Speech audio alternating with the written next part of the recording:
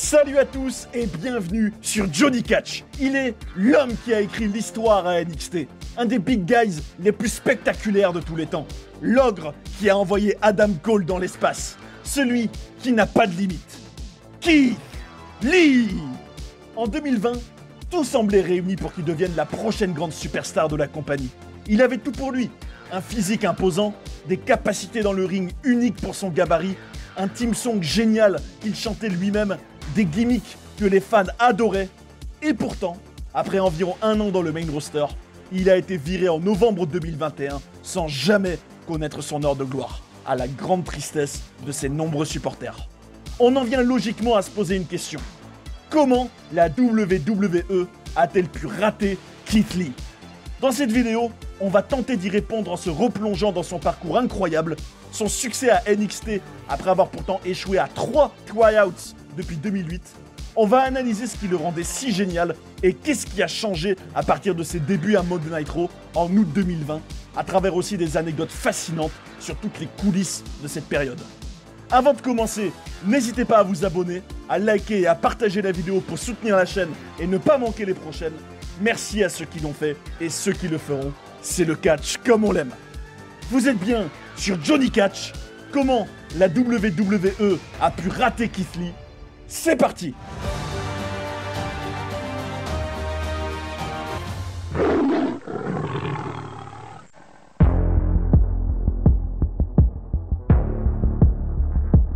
Avant d'arriver à la WWE, Keith Lee était déjà un individu spécial. Né le 8 novembre 1984 à Wichita Falls, dans le Texas, c'est surtout dans la banlieue de Dallas, à Fort Worth, qu'il va grandir.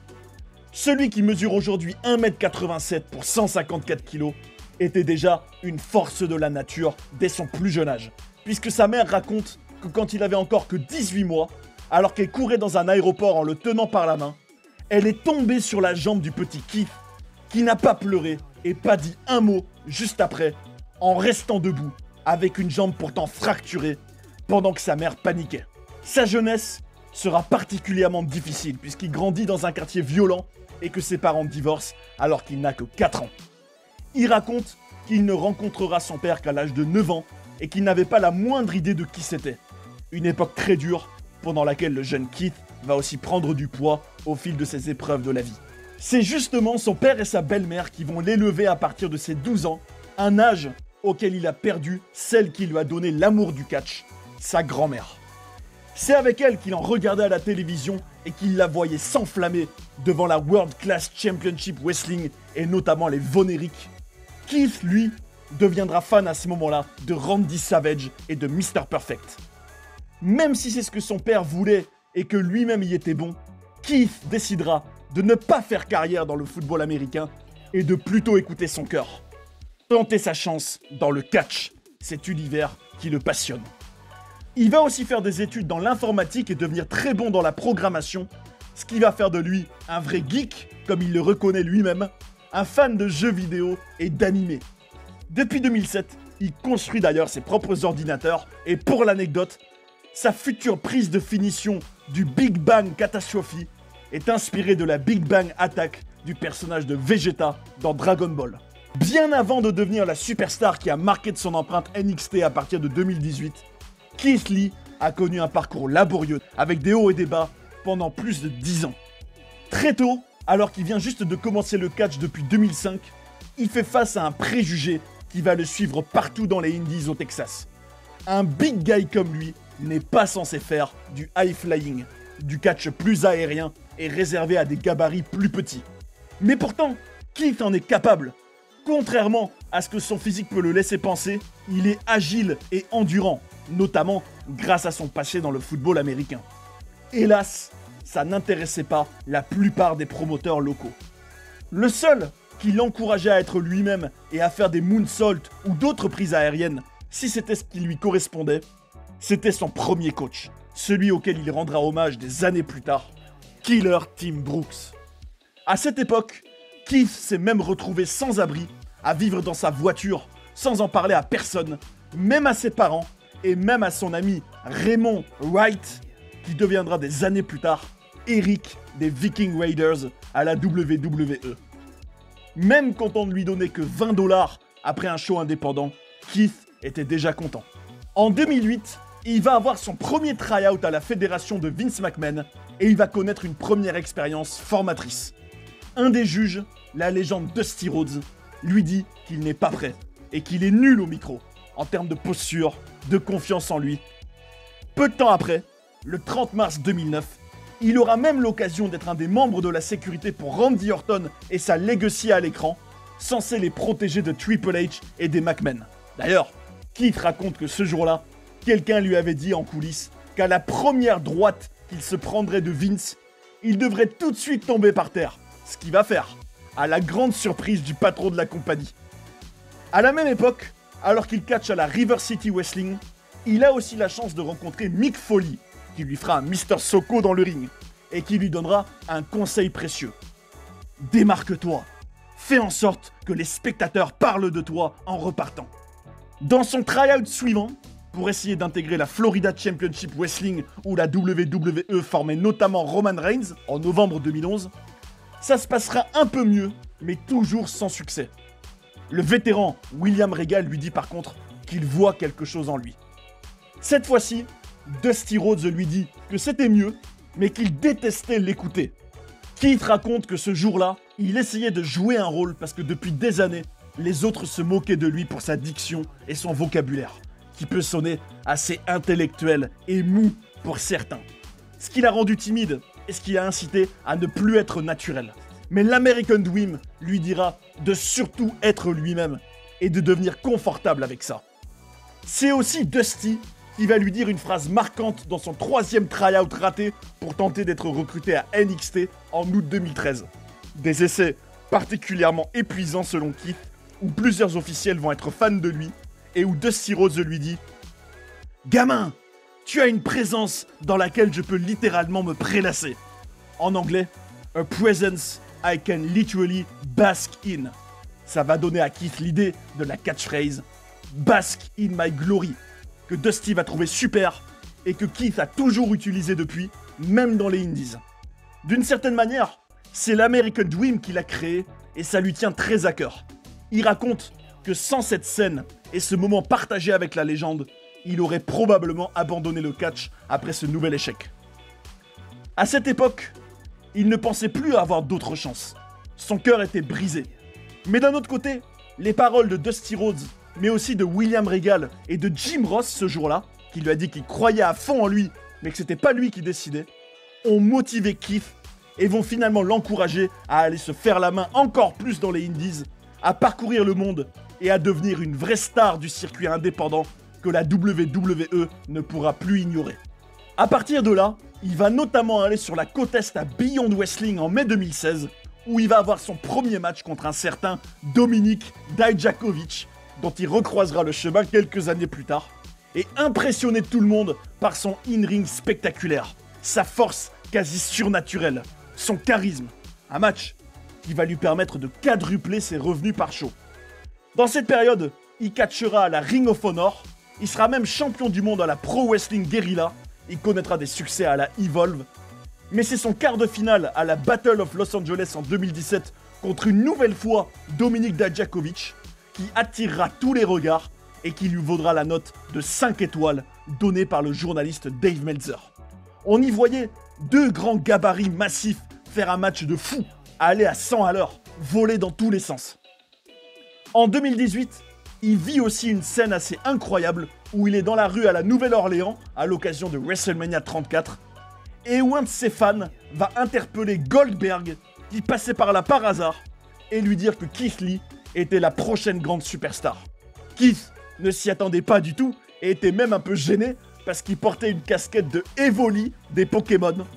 Mais il aura quand même la chance de recevoir quelques conseils de la légende et de lui serrer la main. À cette époque, Keith a parcouru le monde entier et comme il le dit lui-même, rien ne l'a plus fait progresser que tout ce qu'il a fait depuis 2013. Malgré les échecs et les déceptions, il a gardé une mentalité exemplaire. Il est resté positif et reconnaissant pour ce qu'il vivait.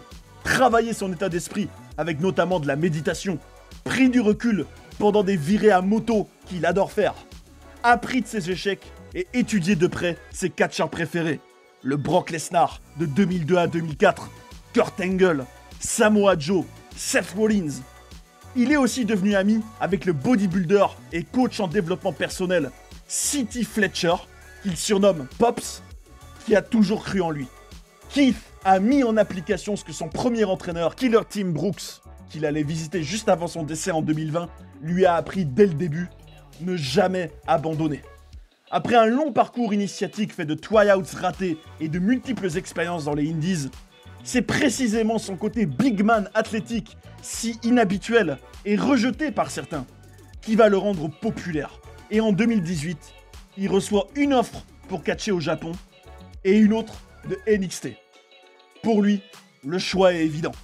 C'est à la compagnie de Stamford qu'il a toujours voulu percer. À ce moment-là, il est convaincu qu'il va y réussir, parce que comme il le dit lui-même, vous ne trouverez pas un autre Keith Lee au coin de la rue. Le 16 juin 2018, Keith Lee apparaît dans le public lors du NXT TakeOver à Chicago 2, et tous les fans peuvent s'en réjouir. Après 10 ans de galère et de progrès, il est enfin prêt à débuter à la WWE. C'est ce qui va arriver le 8 août, après une vignette un peu basique de lui dans le ring, où on remarquera déjà par contre les catchphrases qui deviendront sa marque de fabrique: Limitless et Bask in My Glory. À cette époque où les shows de NXT ne durent encore qu'une heure et où les places sont chères, il va avoir son premier match contre Marcel Barthel, qu'on connaît maintenant sous le nom de Ludwig Kaiser, un des membres d'Imperium. Et on y voit un Keith Lee qui est déjà over chez les fans. Il n'a pas encore son célèbre theme song Bask in His Glory, mais par contre, les fans chantent déjà pour lui, ce qui est assez rare pour être signalé. Il fait déjà le geste où il lève le poing gauche, puis se montre avec son pouce de la main droite. Au niveau de sa tenue, il a une veste avec capuche et sans manches pendant son entrée, et dans le ring, il a un slip, des bracelets noirs, des genouillères et le torse nu. À ce moment-là, son in-ring est déjà impressionnant pour son physique. Il fait un leapfrog où il saute en écartant les jambes pour esquiver son adversaire. Il fait un dropkick qui témoigne d'une souplesse incroyable. Il fait le double chop où il gifle avec ses deux mains le torse de l'adversaire. Il a déjà cette gimmick de pousser de toutes ses forces son rival en lui fonçant dessus, que j'adore.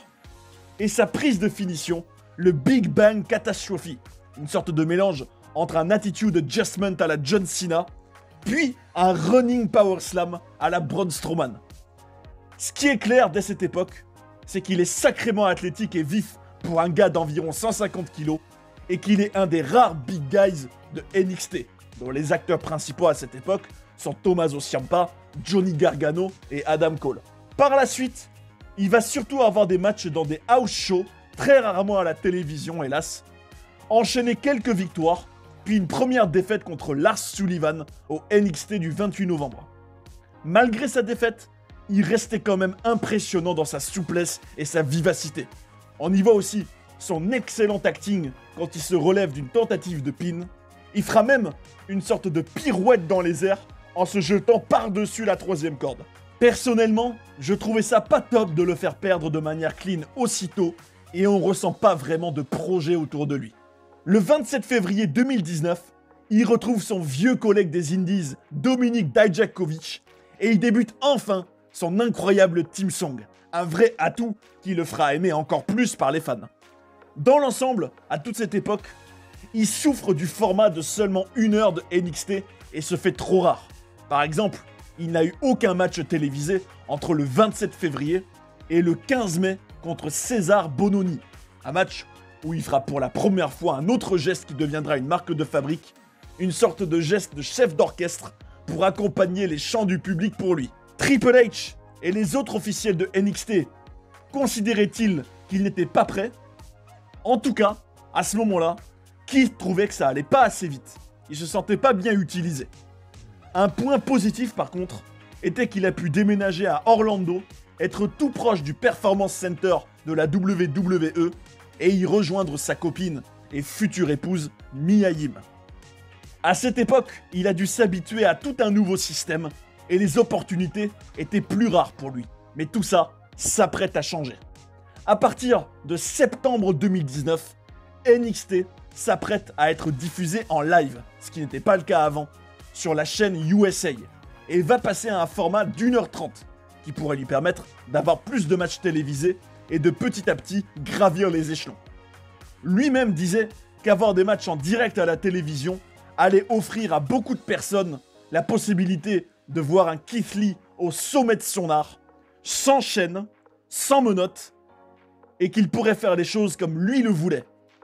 Sous-entendait-il par là que jusqu'à présent, même à NXT, on le bridait et on le limitait dans son catch? En tout cas, cette décision de la WWE de placer le show le mercredi soir à partir du 18 septembre 2019 dans un format live d'1h30, une décision très stratégique puisque la compagnie rivale d'All Elite Wrestling s'apprêtait à lancer son premier show hebdomadaire aussi le mercredi soir à partir du 2 octobre, allait être une bénédiction pour Keith. Le 25 septembre 2019, une semaine après le lancement, il a la chance de faire l'opener de NXT contre son ami Dijakovic, contre qui il va briller. On y remarquera son titantron avec Keith Lee écrit en grosses lettres blanches sur fond vert, avec Bask in His Glory écrit au milieu. Et malgré sa présence plus rare à l'écran depuis 2018, il reste une des superstars les plus appréciées par la foule. Dans l'ensemble, il va être bien plus utilisé et mis en avant, devenir un des prétendants au titre nord-américain, et ça aboutira à son premier match officiel dans un takeover le 23 novembre dans les War Games. Mais son grand moment va avoir lieu le lendemain au pay-per-view Survivor Series. Ce jour-là, il a l'honneur de représenter NXT dans ce combat pour la suprématie des shows contre Raw et SmackDown, aux côtés de Gunther, Ciampa, Riddle et Damian Priest. Il va y avoir une performance mémorable, puisqu'il sera celui qui éliminera Seth Rollins et se retrouvera seul dans le ring avec Roman Reigns pour le final. Un spotlight largement mérité dans une ambiance incroyable, avec des chants pour lui, un moment spécial dans lequel il était totalement à sa place et dans lequel on remarquera son alchimie avec le Big Dog. Avec le recul, Keith considère toujours ce moment comme un des plus intenses de sa carrière et il se sentira très honoré quand, après avoir perdu avec la tête haute, Roman Reigns le félicitera pour sa performance et lui dira même en off qu'il veut avoir un match 1 contre 1 contre lui à l'avenir. Dans le NXT du 27 novembre, il va créer involontairement un gif qui fera le buzz sur les réseaux sociaux en poussant de toutes ses forces Adam Cole qui va s'envoler dans le public. Un moment drôle qu'ils ont improvisé en plus, comme Keith le racontait plus tard. Quelques semaines après, cette montée en puissance depuis le nouveau format de NXT est confirmée par le trophée de Breakout Star of the Year qui remporte le 1er janvier 2020 face à Damian Priest, Matt Riddle et d'autres. C'est les fans qui ont voté et ça montre bien que sa popularité à cette période est sans égale dans le show noir et jaune. Une semaine plus tard, il réussit à gagner le No. 1 Contender match pour le titre nord-américain contre Dijakovic, Damian Priest et Cameron Grimes. Puis, le 22 janvier, c'est la consécration. Il bat Roderick Strong et gagne donc sa première ceinture à la WWE. À mes yeux, il était dans sa meilleure version ce jour-là, avec une tenue tout en noir, un collier de barbe. Personnellement, j'avais vu le match et j'étais tout heureux. Il méritait amplement d'avoir son moment de gloire. Et on peut dire que je faisais totalement partie de la Limitless Legion, le nom donné à sa fanbase. Ce que je trouve un super concept puisque ça connote cette idée de communauté, de grande famille de fans de Keith Lee. Un détail que je trouve aussi génial dans son in-ring à cette époque, c'est sa manière de se dégager d'un décompte qu'il peut subir en écartant l'adversaire qu'il envoie presque dans les airs en le poussant avec toute sa force. Au Royal Rumble 2020, après les Survivor Series de 2019, il va encore avoir l'occasion de briller dans un show de premier plan devant son père qui y était présent. Il y entre en 13e position et se retrouve face au champion et une de ses idoles, Brock Lesnar. Ce dernier, en le découvrant, est impressionné et rend le moment encore plus marquant en le montrant du doigt et en l'appelant Big Boy. L'alchimie était incroyable entre les deux et j'avais adoré ce moment. Keith y était vif comme l'éclair, notamment quand il va faire un shoulder tackle qui mettra Brock à terre. Il y était totalement crédible et ce moment du Rumble respirait le star power, m'a fait rêver et m'a direct donné envie que cette affiche ait lieu dans le futur. Un gros regret avec le recul. Toute cette bonne dynamique va se confirmer au show NXT de Portland du 16 février, où il va avoir son premier match solo officiel dans un takeover. Il en sera même l'opener contre son vieil ami Dominik Dijakovic pour le titre nord-américain. Un match qui m'avait impressionné et émerveillé quand je l'ai vu en live. Quelle belle histoire d'ailleurs pour ces deux gars de se retrouver tous les deux ici, à ce moment-là, après toutes ces années. Keith dit de Dijakovic que c'est un de ses adversaires préférés, qu'il fait ressortir le meilleur en lui, mais qu'après chaque combat ensemble, il a besoin de 2 semaines de soins. Les parallèles entre les deux sont nombreux d'ailleurs, et on aurait pu faire la même vidéo pour Dijakovic. Ce match était hallucinant, entre le Hurricane Rana incroyable de Keith, sa force de titan quand il soulève Dijak avec un seul bras, un German souplex qu'il va faire en étant debout avec une facilité de dingue, le Grizzly Magnum, c'est le nom qu'il a donné à ses chops, et qui résonne dans la salle après qu'il ait demandé aux fans de faire le silence. C'était 2 big guys, et pourtant, c'était agile, rythmé, vif. Je trouvais que Keith y était vraiment génial, et pas que dans le in-ring, avec son geste signature du pouce, son air de babyface naturel. Franchement, on peut que l'aimer, et ça se voit que c'est un gentil. Le commentateur Mauro Ranallo vendait aussi très bien tout ce match, notamment quand Dijakovic a sauté de la 3e corde sur Keith, qui était assis sur la chaise. Les deux étaient géniaux dans leur acting. J'oublierai jamais l'expression de Keith quand Dijakovic s'est sorti d'un 2e Spirit Bomb, un de ses finishers.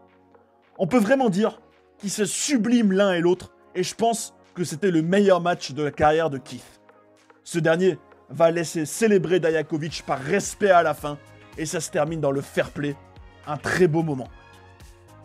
Après une apparition dans le film de Netflix Le Catcheur Masqué, sorti en avril 2020, Keith Lee va écrire l'histoire de NXT le 8 juillet au Great American Bash, où il affronte le champion Adam Cole, où le vainqueur aura le titre NXT et le titre nord-américain.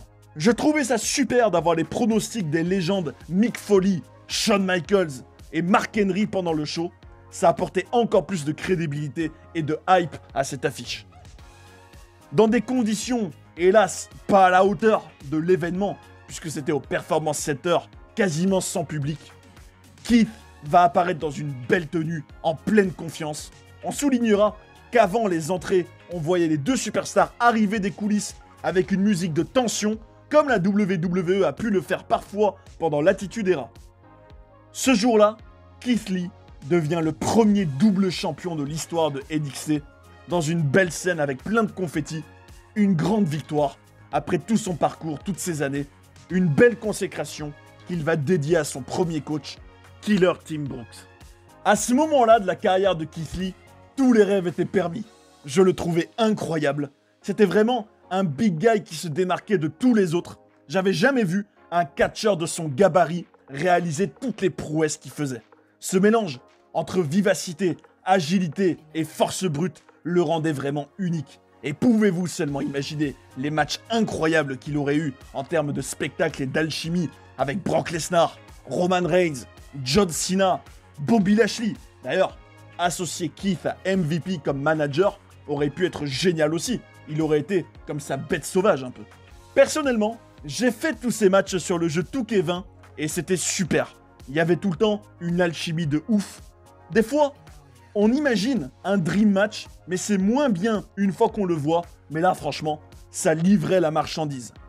2K20, c'est pas le meilleur, mais au moins il y avait Keith à son prime, parce qu'il était sur 2K22, mais avec un team song moins bien et des graphismes qui laissaient à désirer. Keith lui-même a dit que Brock était au sommet de la liste des dream matchs qu'il aimerait avoir, qu'il savait que Brock, tout comme Roman, le voulait aussi. On peut dire qu'il avait vraiment tout pour lui, le total package avec le team song, les promos, le in-ring, les chants, ses gestes. En plus, dans les coulisses, il y avait vraiment une unanimité autour de lui à cette époque. En tout cas, c'était l'impression que ça donnait. Le vétéran Mark Henry, dont Keith est en plus un fan, avait quand même dit dans l'émission Backstage que le dernier big guy avec un tel côté athlétique, c'était l'Undertaker, et que Keith apportait cette magie du big man. CM Punk, lui, avait dit dès le mois de janvier 2020 qu'il voulait que Keith gagne le Royal Rumble.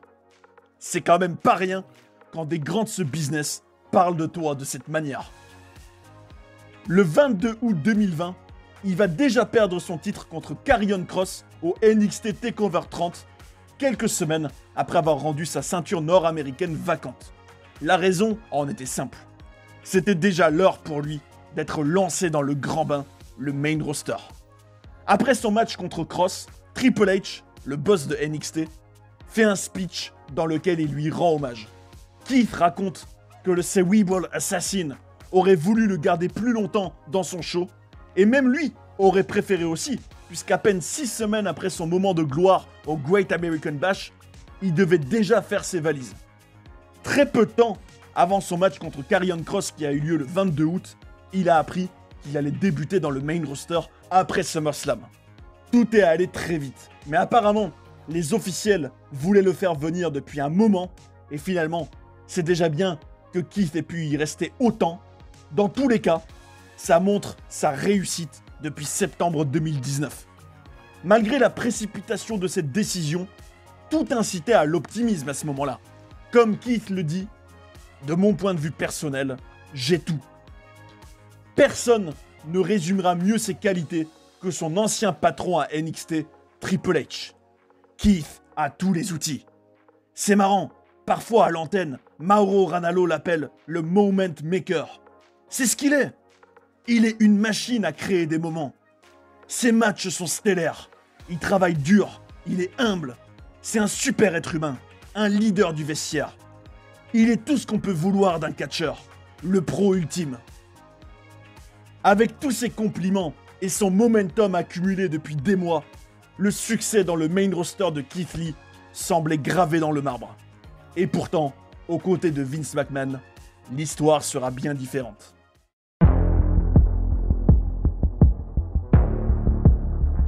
On va aller loin ensemble, mais tu dois me faire croire en toi.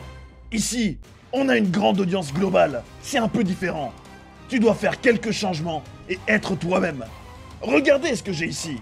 J'ai un sacré athlète, un performeur incroyable. Les promos sont bonnes. Après ces paroles en coulisses du grand patron Vince McMahon, Keith Lee était surmotivé. Comment ne pas l'être? Celui pour qui il rêvait de travailler depuis des années voyait a priori tout son potentiel. Quelques jours avant, après avoir appris qu'il allait être lancé sur le main roster, Keith se disait qu'il allait peut-être avoir du temps pour travailler sur une nouvelle tenue et sur une présentation différente. Une première erreur qu'il pensa selon moi, parce qu'il était déjà très bien. Il était déterminé à ce que ses débuts soient impactants, mais rien ne va se passer comme il l'imaginait. Pendant le show de SummerSlam 2020, alors qu'il vient à peine d'avoir son dernier match à NXT la veille, il est annoncé pour le Monday Night Raw du lendemain, pour le premier Raw au Thunderdome. On est alors en droit de s'imaginer qu'après tous ces mois à réclamer que Keith vienne dans le main roster, les officiels avaient mûrement réfléchi à la manière dont ils allaient le faire débuter.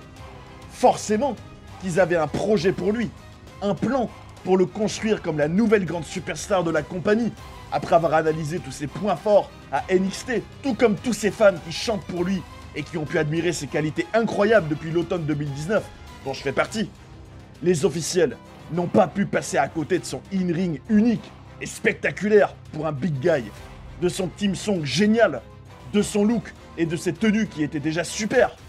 On pourrait se dire qu'il n'y avait qu'à reprendre exactement le même Keith Lee qu'à NXT et le copier-coller à Raw, et tout irait bien.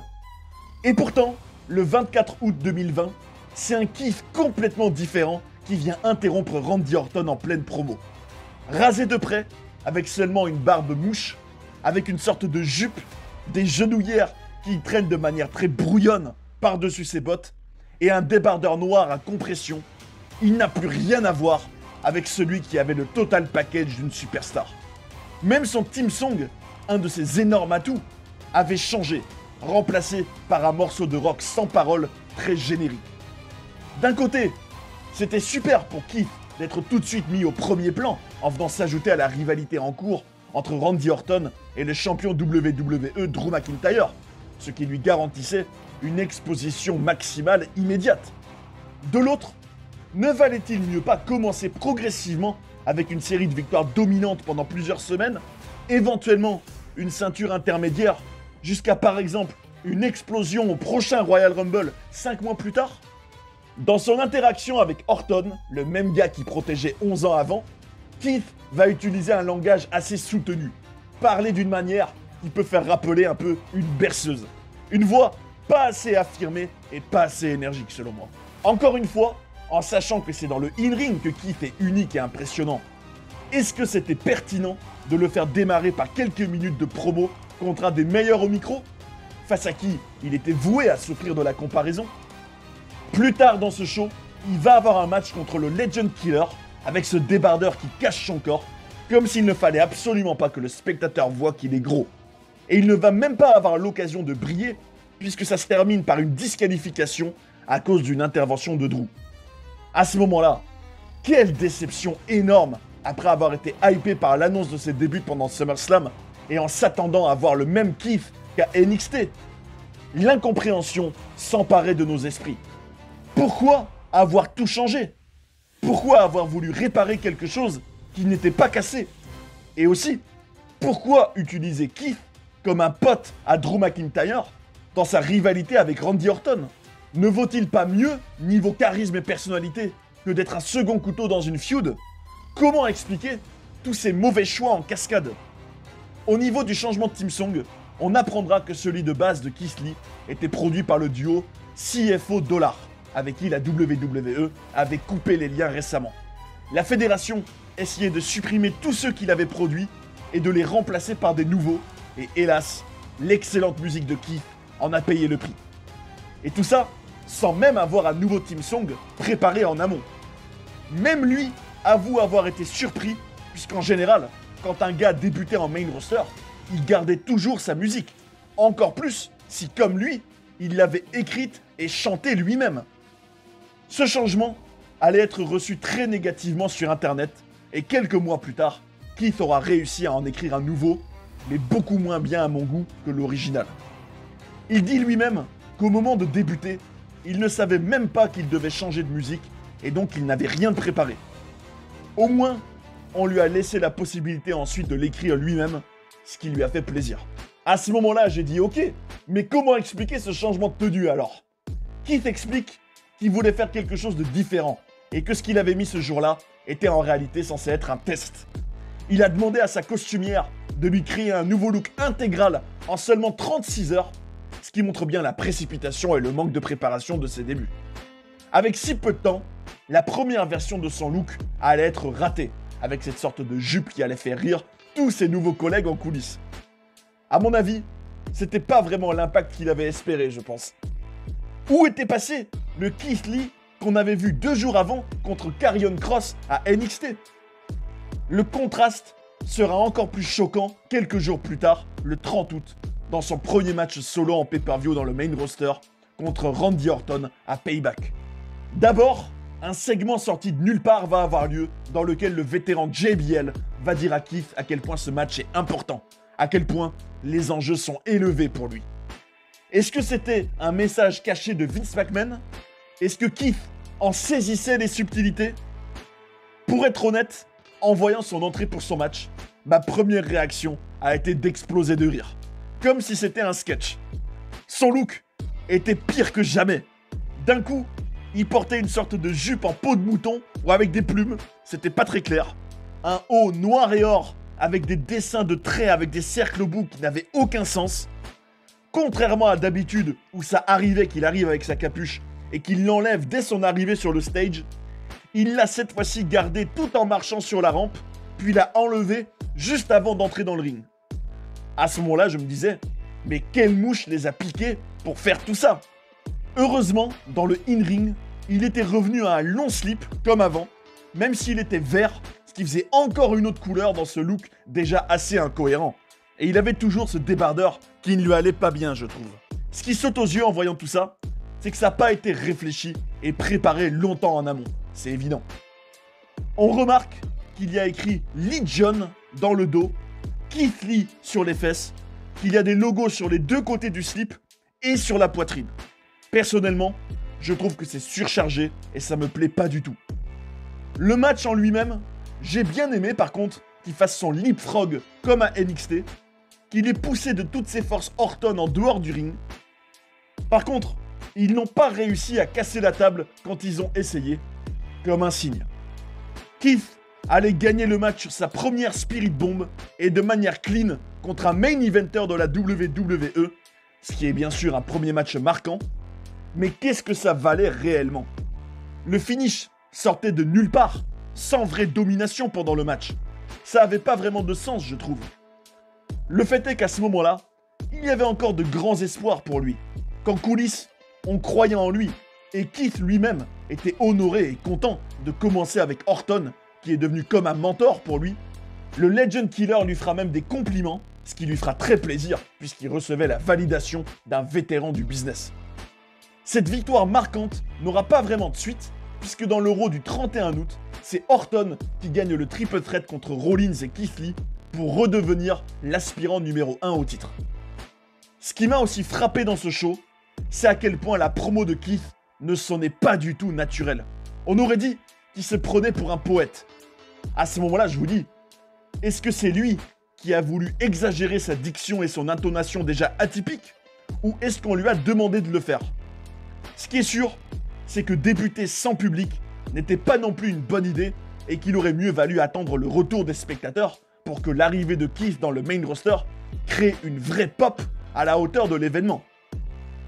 Dans l'Euro du 7 septembre, Keith arrive pour son match, mais cette fois-ci, il n'a plus sa veste à capuche sans manche pendant son entrée.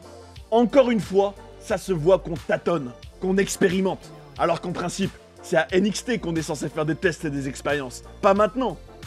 On est aussi obligé de reconnaître qu'à ce moment-là, Randy Orton et Drew McIntyre étaient bien plus intenses que lui dans l'acting, et qu'il en est réduit à être un figurant dans leur feud à eux. La semaine suivante, dans son main event contre Drew, il y aura encore un changement dans la tenue. Cette fois-ci, le débardeur à compression sera plus ouvert, et ça ressemble à une tenue de catcheur classique. Par contre, à ce moment-là, il ne porte plus de veste du tout, et de manière générale, ça reste beaucoup trop surchargé au niveau des logos et des mots sur sa tenue. Une fois que cette phase de figuration dans la rivalité de Drew et Orton sera passée, on va voir Keith plus ou moins végéter à Raw, tourner en rond, sans vraie rivalité claire, sans véritable objectif pour lui. Ça se retrouvera aussi dans les résultats, puisque dès le 19 octobre, un peu moins de 2 mois après ses débuts, il se fait déjà pin, même si de manière pas totalement clean, par Braun Strowman. Même son invincibilité, qui était peut-être le seul point positif qui lui restait, est brisé. Et tout le momentum avec lequel il est arrivé a complètement disparu. On peut juste signaler sa participation au Survivor Series en faisant partie de l'équipe Raw et qu'il est celui qui a fait le pin sur Jey Uso après sa Spirit Bomb. Un petit rayon de soleil dans une période où il tourne clairement en rond. Dans ce show, il a par contre le nouveau theme song qu'il a écrit. C'est déjà mieux, mais pas du tout aussi bien qu'à l'époque NXT. Sans longue série de victoires, et encore moins de manière dominante, sans vrai match marquant, avec un booking de court terme, sans vrai projet, improvisé en chemin, Keith Lee était maintenant devenu un catcheur parmi d'autres dans le main roster. Après avoir battu Sheamus pour devenir #1 contender au dernier Raw de 2020, il connaîtra en quelque sorte le point culminant de cette période le 4 janvier 2021 au Raw Legend, en ayant sa première et seule opportunité pour le titre WWE contre le champion Drew McIntyre. A l'époque, je croyais que pour marquer le coup pour le premier Raw de l'année, et avec en plus des audiences en baisse, ce qui était la raison de ce Raw Legend à la base, la fédération allait peut-être créer la surprise et faire gagner Keith, d'autant plus qu'un match pour le titre est rare en weekly. Mais finalement, il va se prendre un Claymore et perdre de manière totalement clean. Par la suite, on relèvera qu'il casse la 3e corde du ring dans l'Euro du 11 janvier en jetant John Morrison dessus de toutes ses forces, puis qu'il était censé avoir un match pour le titre des États-Unis contre Bobby Lashley et Matt Riddle à Elimination Chamber en février, mais qui va mystérieusement être retiré de la carte juste avant. On apprendra plus tard que c'était à cause de soucis de santé. Comment, en quelques mois, les débuts de Keith Lee dans le main roster ont-ils pu être aussi brouillons et finalement insignifiants? Y avait-il des soucis en coulisses? Pourtant, il a même été question chez les officiels qu'il affronte Drew McIntyre et Brock Lesnar pour le titre WWE à WrestleMania 37 et il a été considéré sérieusement pour gagner le Royal Rumble 2021. Mais apparemment, une personne en particulier ne le trouvait pas prêt. Vince McMahon. Le grand patron n'a jamais eu de big guy comme Keith qui était capable de faire tout ce qu'il faisait dans le ring. Ce n'était pas ce qu'il attendait traditionnellement d'un gabarit comme lui. Et hélas, ce qui était une qualité énorme de Keith n'a pas plu à Vince McMahon, qu'il a même renvoyé au Performance Center avec Otis, Omos et Daba Kato pour prendre des cours de in-ring avec les entraîneurs Adam Pearce et Drew Gulak. À NXT et même dans les Indies, Keith n'a jamais été meilleur que quand il était lui-même.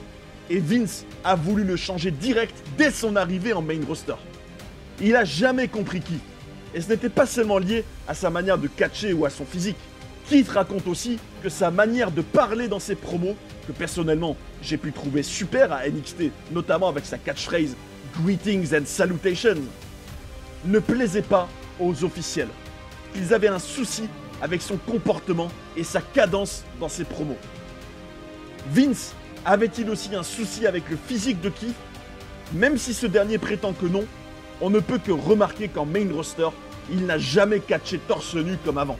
Et c'est bien connu que Vince a toujours eu un souci avec des catcheurs obèses. Par le passé, il a déjà incité Mick Foley, Big Show et d'autres à perdre du poids. Comme Dave Meltzer le dit, Vince veut des personnes minces à la télévision. Et même l'ancienne catcheuse Karma a aussi dit du patron qu'il ne voulait pas engager de gros. Est-ce que Keith a été victime de la vision de Vince? Ringside News a révélé que tout simplement, le boss de la compagnie ne voyait pas ce que Keith avait de spécial. On peut aussi se demander si le problème ne venait pas aussi de l'âge de Keith. Au moment d'arriver dans le main roster, il avait déjà quasiment 36 ans, un âge avancé pour y débuter, puisque Roman Reigns par exemple, qui est né que quelques mois après Keith, y a été lancé à l'âge de 27 ans. Est-ce que Keith ne représentait pas un bon investissement sur le long terme pour Vince en 2020?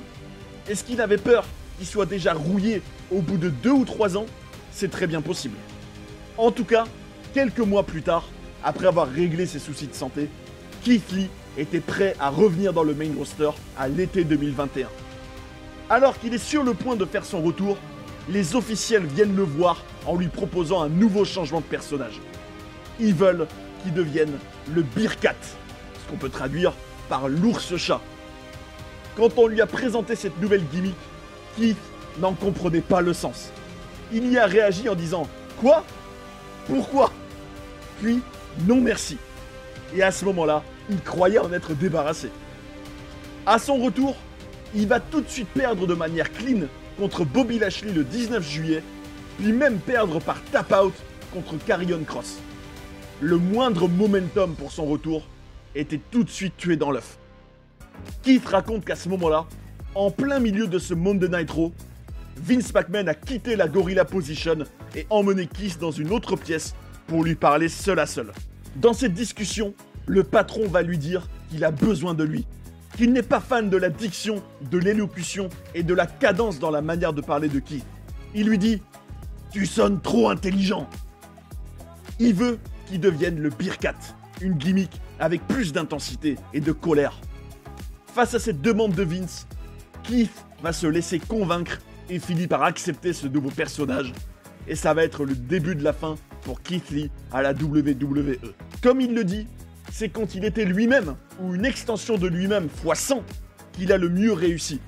Et ce personnage du Bearcat ne lui correspondait pas du tout. Lui qui était de nature calme et gentille, devait d'un coup être énervé et intense tout le temps, sans raison. Keith voulait bien essayer, mais il lui fallait un motif, une histoire qui justifiait cette rage animale. Il ne l'aura jamais. Il va pourtant faire de son mieux en s'entraînant devant son miroir à faire des mimiques, à essayer de crier comme une bête sauvage. Il raconte que pour se mettre dans l'état psychologique pour être le Bearcat, il demandait à des collègues de le frapper en coulisses juste avant son match. Keith croyait que c'était un hommage à un catcheur des années 60 qui s'appelait Birkat White et se disait qu'il arriverait peut-être mieux à être ce personnage en s'inspirant de lui. Mais même là, les officiels lui ont dit de ne pas faire la moindre référence à cette ancienne superstar. On lui disait d'être intense, d'être énervé. Mais tout ça ne résonnait pas du tout pour Keith. Il n'y trouvait aucun sens. Avec le recul, il dit qu'il est persuadé à 100% que cette gimmick du Birkat était une sorte de test pour voir s'il allait écouter ce que les officiels lui disaient, s'il était digne de confiance. Il aura aussi comme consigne de ne plus faire son double chop, qui était pourtant génial, de ne jamais regarder le public aussi, et d'uniquement regarder son adversaire. En voyant tout ça, on ne peut que constater que c'était voué à l'échec. Comme Keith le dit, il n'est pas un big guy classique, et maintenant, il n'était plus du tout lui-même.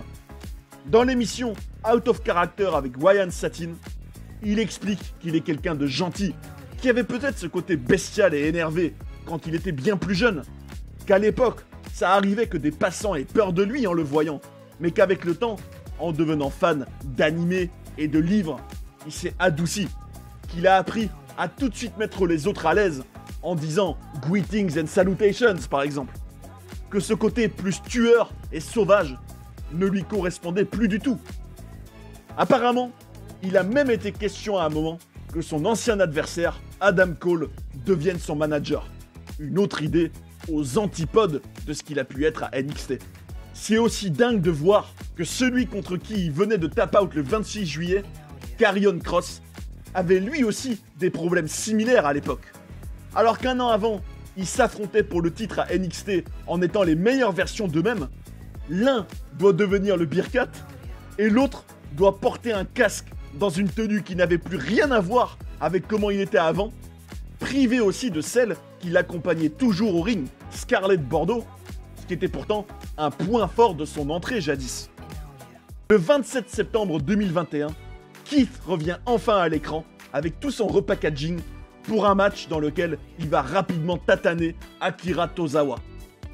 Avec maintenant un short large, un débardeur noir avec le motif de griffe en rose, il doit jouer un personnage sérieux et lui qui était pourtant un des rares babyface naturels. Dans le Raw Talk qui suivra ce show, il ne parlera quasiment pas et il est clairement à des années-lumière de la bonhomie qui le caractérisait avant. Ensuite, pendant un mois, il n'apparaîtra plus à l'écran, il n'aura que des dark matchs, puis le 25 octobre à Raw, il va battre Cedric Alexander en ayant une nouvelle charte graphique avec une griffe et Birkat Lee écrit en gros. Un nouveau team song, encore une fois, et il poussera plusieurs fois des cris d'animaux. Est-ce qu'on était parti pour un projet à long terme avec une vraie vision pour Keith après tous ces nouveaux changements une fois de plus? Hélas, non. Le 4 novembre, la WWE annonce son renvoi, aux côtés entre autres de sa copine Mia Yim et de l'autre étoile montante de NXT, Karrion Kross. Encore une fois, c'était une décision qui pouvait susciter beaucoup d'incompréhension. Pourquoi construire un nouveau personnage de A à Z si c'est pour le virer quelques semaines après?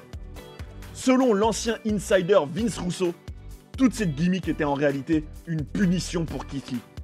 Un membre de l'équipe créative révélera que Keith avait apparemment un mauvais comportement en coulisses, que son attitude était mauvaise.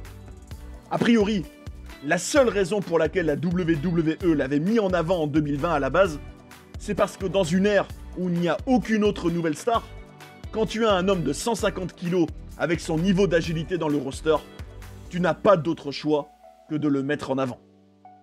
Selon le journaliste Wade Keller, l'attitude de Keith n'était pas bien perçue en coulisses, il se plaignait souvent et il n'était jamais enthousiaste à l'idée de faire des jobs pour d'autres catcheurs, à savoir perdre et les mettre en avant. Mais peut-on le lui reprocher?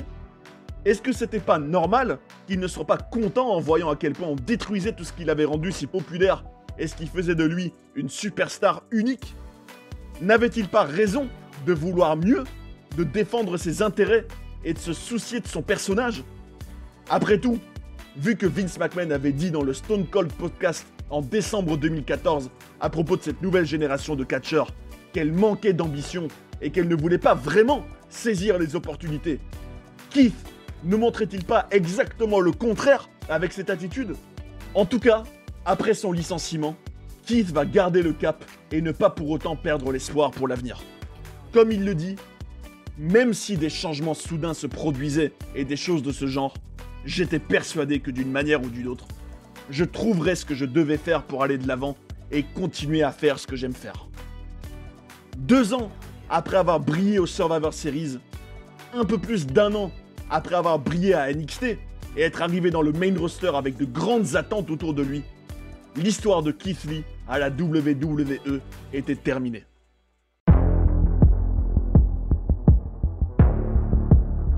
Après avoir épousé Mia Yim le 5 février 2022, Keith Lee débute quelques jours plus tard à All Elite Wrestling, la compagnie rivale de la WWE, où il a signé dès que sa clause de non-concurrence s'est terminée. Là-bas, on pouvait imaginer qu'il sera enfin utilisé correctement, comme à sa meilleure époque à NXT, et qu'il y deviendrait une des plus grandes superstars. Et pourtant, c'est pas exactement ce qui est arrivé.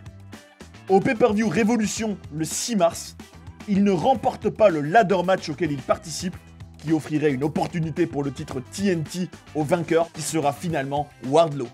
Alors qu'on pouvait espérer une série de victoires dominantes en solo pour l'établir comme un prétendant crédible au titre de l'AEW, Keith va passer l'année dans la division par équipe avec son collègue Swerve Strickland.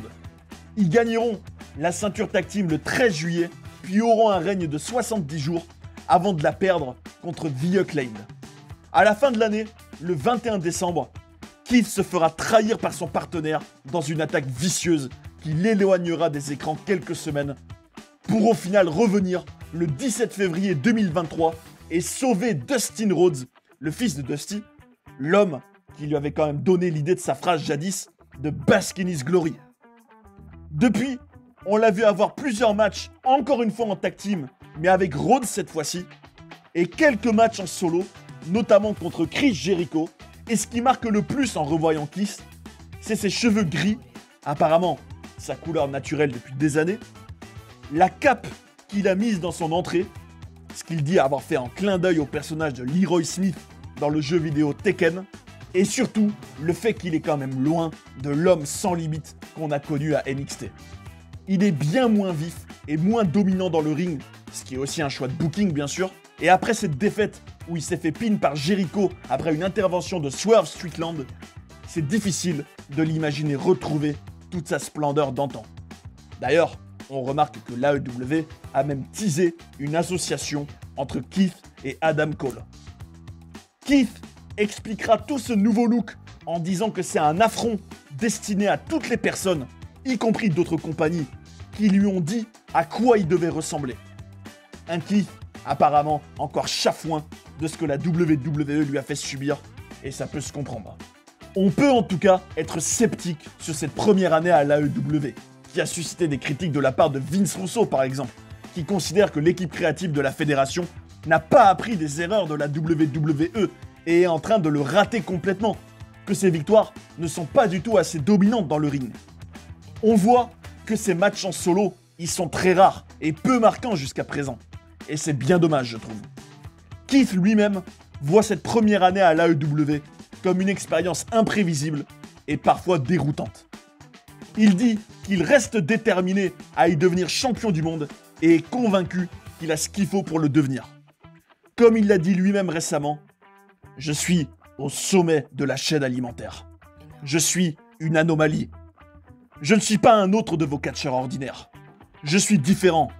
Je suis le meilleur. » Espérons en tout cas qu'à l'AEW, il dépasse toutes les limites et qu'on puisse enfin tous se prélasser dans la gloire de Keith Lee. Et voilà pour cette vidéo sur Keith Lee, une vraie superstar qui pouvait nourrir beaucoup d'espoir quand il était à NXT, après tout son parcours du combattant pour y arriver, mais qui au final se sera cogné contre une WWE qui n'a jamais su le comprendre, et c'est bien dommage. Ça me fait vous poser une question.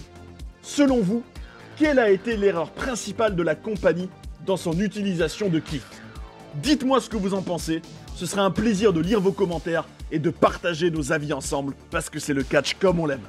Si vous aussi, vous auriez rêvé de voir un match entre Brock Lesnar et Keith Lee, explosez-moi la barre de like, partagez la vidéo et abonnez-vous pour ne pas rater les prochaines.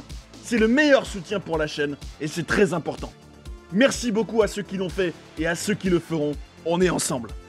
Prenez soin des vôtres et à bientôt sur Johnny Catch.